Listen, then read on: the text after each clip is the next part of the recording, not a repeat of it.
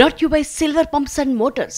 Top quality और consistent performance के लिए सिर्फ सिल्वर पंप्स नाम याद रखना। రేవంత్ ఏపీ సీఎం చంద్రబాబు శిష్యుడు కావడంతో నీటి దోపిడీ జరుగుతోందన్న హరీష్ రావు వ్యాఖ్యలపై తెలంగాణ ముఖ్యమంత్రి మండిపడ్డారు. వైఎస్ హయాంలో మంత్రిగా ఉండి జల దోపిడీకి సహకరించింది కేసీఆర్, హరీష్ రావు అని కౌంటర్ ఇచ్చారు రేవంత్ రెడ్డి.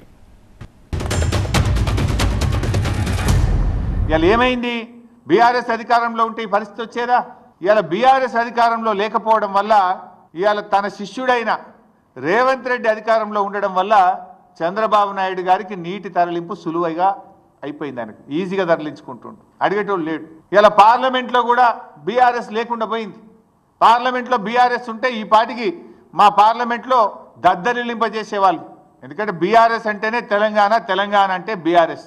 తెలంగాణ హక్కుల కోసం, తెలంగాణ ప్రయోజనాల కోసం నిక్కచ్చిగా మాట్లాడగలిగే party BRS party.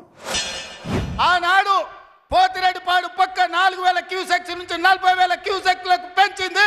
Rajasekhara Reddy గారికి ఊడిగం చేసింది. రాజశేఖర రెడ్డి చెప్పులు మోసి కృష్ణానది జలాలను రాయలసీమకు తరలించడానికి అనుమతించింది సన్నాసివి నువ్వు కాదా చంద్రశేఖరరావు? వైఎస్ కొడుకు జగన్మోహన్ రెడ్డిని పిలిపించి పంచభక్ష ప్రమాణాలు పెట్టి 6 గంటలు చర్చించి రాయలసీమ ఎత్తిపోతల పథకం రచించింది నువ్వు కాదా? ఇది ద్రోహం కాదా?